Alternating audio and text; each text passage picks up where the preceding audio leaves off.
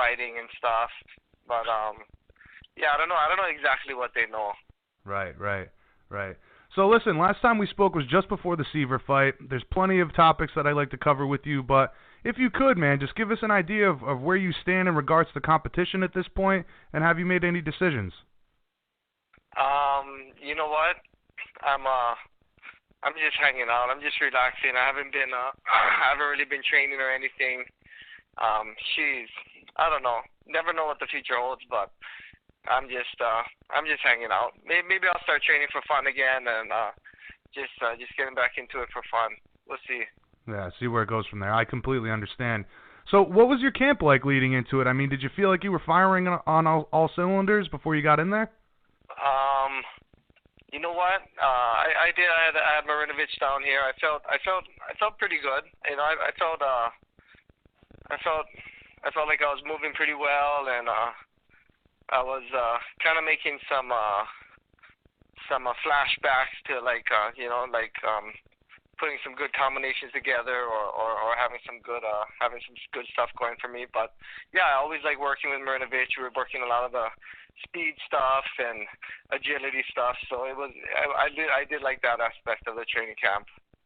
Yeah, you had some success in there early. Obviously, the uppercut knockdown, we all jumped out of our seats for sure. But, you know, I've always maintained on the show, man, that the media and the fans alike, we really have no position to say when a guy should or shouldn't retire. MMA athletes, you know, you guys give so much to the sport. And while I think it's up to coaches and family to maybe be the voice of reason sometimes, I also think that every one of you guys should go out on your own terms when you want to. That being said, do you still feel the fire to compete at all? Jeez, I don't know. I don't feel the fire to compete right now. Yeah, I'm just kind of just hanging out, and I don't know. I don't want to scare anybody and say, yeah, I'm fighting again or anything, you know. Right.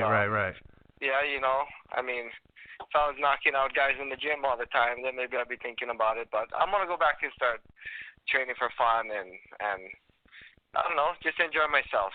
Just take it easy and enjoy myself. I do see though that there's awesome people. I don't know if they just took better care of their bodies or whatever, but you see them. There's people in their 40s. I mean, 1 or 2 years older than me, or even way older than me. You know. So, but it's about fire, and it's about that burning drive and that burning desire on the inside to want to be someone, want to be something, make a name for yourself.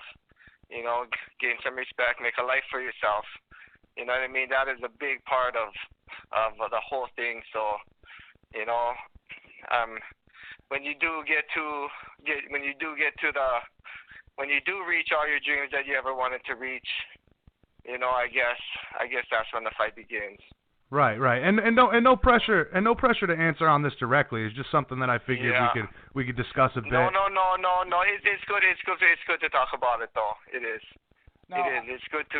It is. It's it's an amazing sport, and there's some amazing athletes out there. You know. For sure. I think that a lot of us would like to see you in submission only format, like an EBI or a submission underground. Is that something that would pique your interest?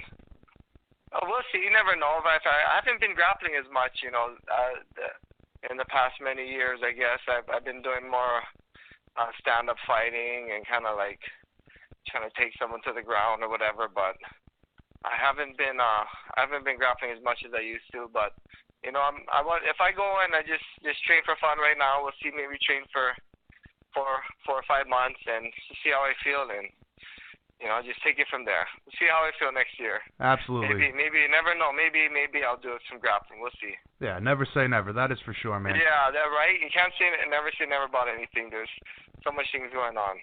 So moving on, I wanted to get your take on some of MMA's hot topics right now. But first, let's start with Anderson Silva. Anderson and yourself, you guys have always been good friends, had great mutual respect for each other. What was your reaction to him being flagged by USADA? You know what? You know, me and Anderson are always got along great. You know, so I feel bad to see this. You know, I feel bad to see this happen to anybody. You know what I mean? But yeah, you know, that's just how things are now. It's weird, the whole thing with USADA and everything. It's man, it's just. Yeah, a lot of guys are getting flagged, and you know, it just does trip me out about what I want like USADA, like because they first they came in, they do other sports. I think they gotta start getting more hip to this sport, like in different things like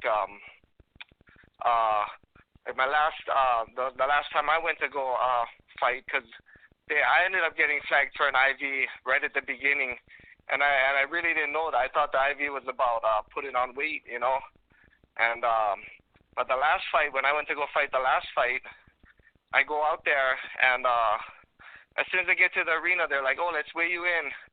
So I weigh in 154. I think I made 146. Weighed 154, and then right after the fight, I'm walking out of the ring, and my coach tells me, he goes, "Yeah, I didn't want to tell you. When Siver came into the arena, they weighed him. He weighed 172, but he didn't want to tell me before the fight in case I maybe try to throw me off or something. So he didn't really say anything. But after that, just thinking about it, and like USADA, like, I think they just got to get more hit to the sport of and what's going on with everything, because like I'm like, okay, so look, if I put on 8 pounds after my weigh-in, you know, I'm eating everything I can. I put on 8 pounds, and someone gets up, weighs in at 145 or 146, and gets up to 172 pounds. There's probably maybe this guy took an IV or something. You know what I mean? But I think, but and I talked to him. I'm like, oh, so how can you tell? Like say if, and I told him, I said, what do you think about that kind of weight gain? And they go, maybe he knows how to put on water better than you do. Maybe he knows how to rehydrate better. And that's just kind of like, man, you guys are trying to do everything, but you still gotta do some better things. For sure. So wait a minute. So Siver put on how much weight? I mean, do you think that's possible without an IV? I mean, you know, I'm just walking out. You know what? Before the fight, I tell my coach, I go, hey, grab the flag, and he goes, F the flag. He goes, F the flag. You got a fight in front of you. Worry about that. And I was like, okay, whatever. No big deal. What's a change of heart? I didn't really understand what the change of heart was. And we go over there, and then we do the fight. We come out of the fight. And that was the first thing my coach comes up and tells me. He goes, yeah, I see him as soon as he walked into the arena, he weighed 172. That's exactly what my coach told me. He said he was outside, he saw the other guy weigh in, and he told me he didn't want to tell me before the fight. Yeah, so, throw you off, like you said. But that's what I mean. Like if Demetrius Johnson weighs in at 125 and comes back in at 185. He probably took an IV or something, you know. Not that I'm not saying Demetrius. I'm just making an example. You know what I mean? If someone puts on a certain amount of weight, I think those are the kind of things USADA has to kind of figure out because I don't think they have a way to even tell if somebody took an IV or not. I don't think they have a way just to look at their arm and see if they have a hole in their arm. You know, I don't know. I think that's the only way that they can tell that somebody took an IV. Well, it's is if they have a hole in their arm. Well, before the fight, Siver's doctor came up and introduced himself to us, and then that was kind of a surprise that he had a doctor with him. But I guess anybody with it, but I don't know if he was who he was, but he came up and introduced himself or whatever. But yeah, it's just I don't think they're getting close. They're getting better, but I think they more hit to the sport because when they're looking to get the guys in the Tour de France, I mean those guys aren't trying to rehydrate and put on for a performance advantage. You know what I mean? Put on a bunch of weight. They're trying to stay as skinny as they can and go up the hill or whatever on the bike. You know. Now, I think just certain. Did you get a chance to mention any of this to Jeff Nowitzki, and if so, what was his reaction? My reaction to everything was that we looked for holes. We looked for anything on his arms. We didn't see any holes on his arms, and maybe he's just better at rehydrating than you are. Wow. And like you said there, I mean, Tour de France, things of that nature. I mean, there's got to be a better way to monitor weight gain. That's I figured that's why they did it. I figured that's why they did the pre-fight weigh-in, to check that. And it's crazy how, because I went to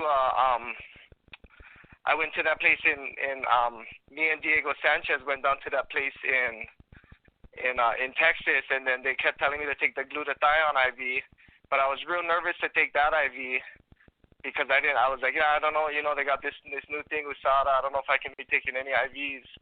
And then they were like, come on, take the glutathione IV. It'll be good for you. So I ended up taking it, and then I told USADA I took it. Then I get busted for taking it. But really, they don't even have a way they could tell if anybody took an IV. Yeah, right. It was your own honesty. The closest way you could tell. Yeah, no, I think the closest way you could tell is just how much weight the guy put on after the weigh-in. Well, that's the only way you can tell. Well, how much weight he put on. Considering that you yourself were suspended over an IV, and not to mention that it came from your own honesty. The irony of it, yeah. And then to look back and then see somebody gain so much weight, and then USADA tell me, oh, it's just because he knows how to put on more rehydrate better than you. Yeah, well, what do you think should have been done about this, in your opinion? Should they have investigated harder, or? I don't know. She's just whatever USADA does. Yeah.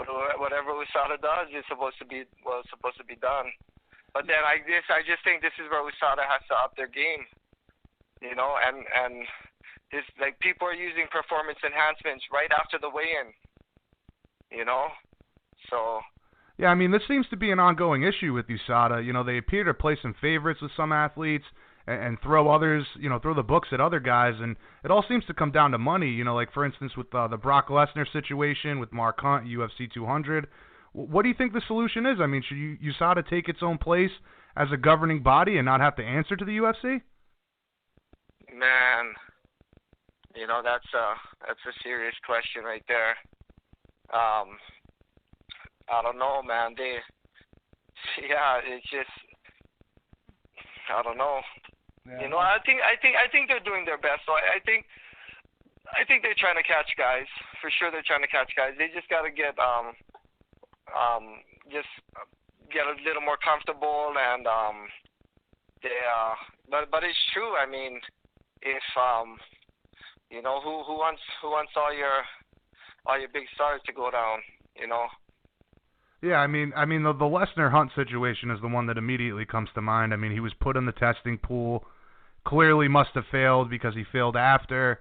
I mean, there was a lot of questions. He must have.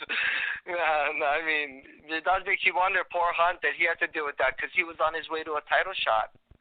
I know it. That's why I see why Hunt is so upset. I totally see why Hunt is so upset about that. Yeah, man. He was on his way to a title shot, and he isn't going to get compensated now for that. Yeah, and rightfully so. He was very upset, and calling Lesnar a juice monkey. I mean, all of that stuff aside, I mean, you're going in there to combat against each other, and any type of advantage that you would have, performance enhancing wise, that should not be allowed at all for the sake of money. But that's got to be one of the biggest advantages to put on a bunch of weight, especially at the smaller weights, I would think. But you know what? I had no business going on to 145. It was just too low for me at my age. I don't think that was a good decision by me. I should have never went down to 145. Well, considering all the success that we see with guys, given all of these new weight cutting rules, a lot of guys are moving up to fight at a more natural weight for them. You know what? I do. I always prefer to look more like Mark Hunt when I was out there. I always prefer to have that body type. That always fitted me pretty good. Now listen, man, this is going to be some pretty big news, and there's likely to be some blowback from the MMA community when this gets released. However, I think that most of us would agree that you've always been a straightforward guy with no reason to fabricate any kind of a story. What would your response be to people that might criticize you against this accusation? No. Well, that's all I know. And I remember seeing when we went to the weigh-in, I was like, okay, I seen him how big he was and stuff. But even if he did look bigger in the octagon, I mean, You know, all I know is what dealings I had with USADA. You know what I mean? The my